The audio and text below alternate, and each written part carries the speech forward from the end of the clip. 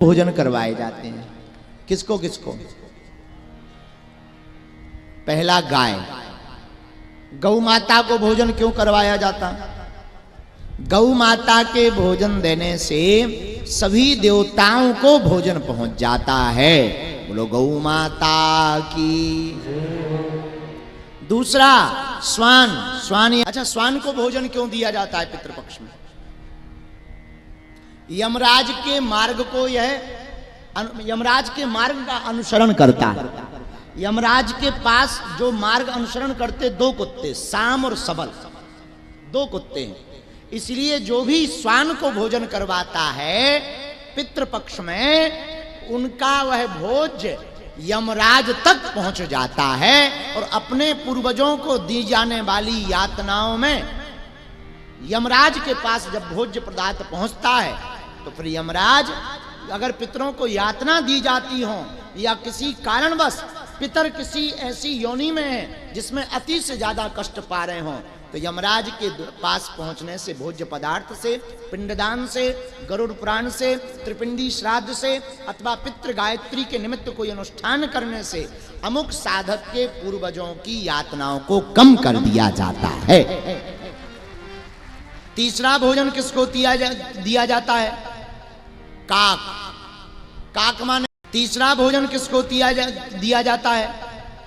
काक। काक माने क्या होता है? हाँ ठीक है, तुम लोग जो है डायनासोर मत बोलते हैं, कोई ठिकाना नहीं है डायनासोर। तो काक माने होता है कौवा। कौवा को क्यों भोजन दिया जाता है?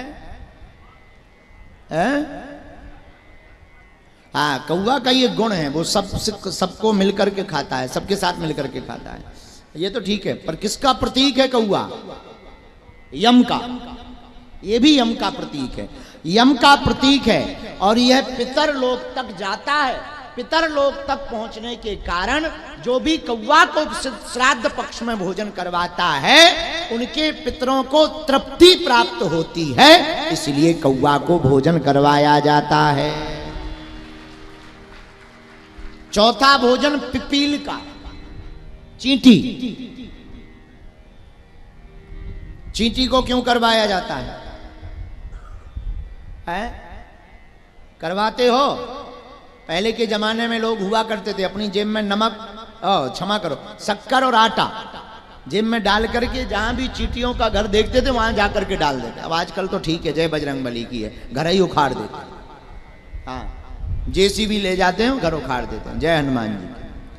चींटी को श्राद्ध पक्ष में भोजन कराने का बड़ा महत्व है।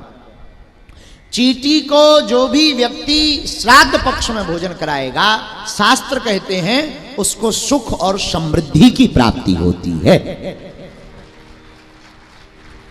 पांचवा भोजन किसको कराया जाता है? अग्नि को। किसको कराया जाता है? अग्नि को जो भोजन करवाया जाता है, पितरों को होता है स्वधा और देवताओं को होता है स्वाहा। क्या होता है? जोर से बोलो। भगवान के दो मुख हैं। कितने मुख हैं? कौन कौन से हैं? नहीं नहीं नहीं, गड़बड़ मत बोलो। दो मुख हैं, एक अग्नि मुख, दूसरा ब्राह्मण मुख।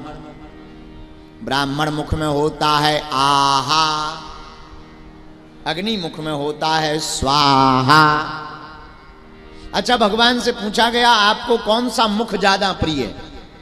भगवान बोले, भैया जब घी से लपलपाता हुआ मालपुआ भूदेवों के मुख में जाते हुए पेट में जाता है और पेट में हाथ फेर करके जब ब्राह्मण देवता कहते आहा, भगवान कहते हमें भैया बहुत मजा आ जाता है।